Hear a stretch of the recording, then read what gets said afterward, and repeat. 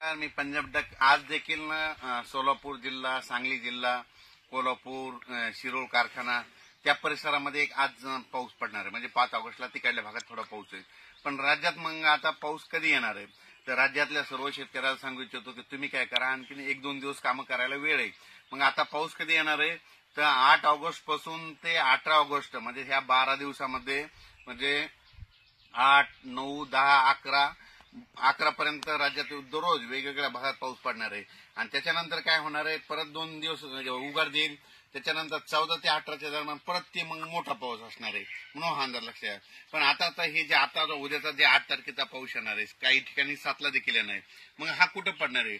तर राज्यातल्या सर्व शेतकऱ्याला सांगू इच्छितो की सुरुवातीला आपण काय करू, हा पाऊस ज्या भागात पडला नाही त्या भागात पडणाऱ्या शेतकऱ्याला समाधान भेटणार आहे. मग सांगायचं झालं तर आपण काय करू, सुरुवातीला घेऊ यवतमाळ जिल्ह्याकडे चांगला पाऊस पडणार आहे. त्याच्यानंतर नांदेड जिल्ह्याकडे पडणार आहे, हिंगोलीकडे पडणार आहे, त्याच्यानंतर परभणी जिल्ह्यात पडणार आहे, लातूर जिल्ह्यात पडणार आहे, धाराशिवकडे आहे, बीड जिल्ह्यात आहे, त्याच्यानंतर सोलापूर जिल्ह्यात आहे, सांगली सातारा, त्याच्यानंतर पुणे, त्याच्यानंतर अहिल्यानगर, त्याच्यानंतर कडाष्टी या भागात देखील आहे, त्याच्यानंतर बीड जिल्ह्यात देखील आहे.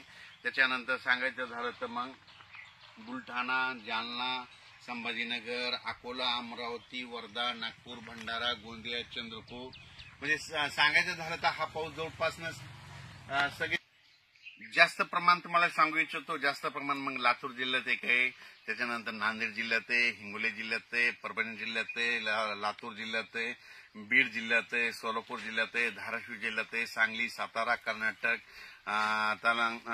बेटकिया म्हणजे तेलंगणात जरा जास्त आहे. म्हणजे ह्या इकडल्या म्हणजे दक्षिण म्हणजे महाराष्ट्राच्या दक्षिण भागाकडे हे पाऊस जास्त आहे, कारण की पाऊसच दक्षिणेकडून यायलाय. तर तुम्हाला एक उदाहरण सांगतो, जे एक मन आहे ना, तळ राखणारा पाणी पितो, तसंच मग पाऊसच दक्षिणेकडून येणार आहे, मग दक्षिण भागात जास्त पडणार आहे, म्हणून ह्या लक्षात घ्यायचं.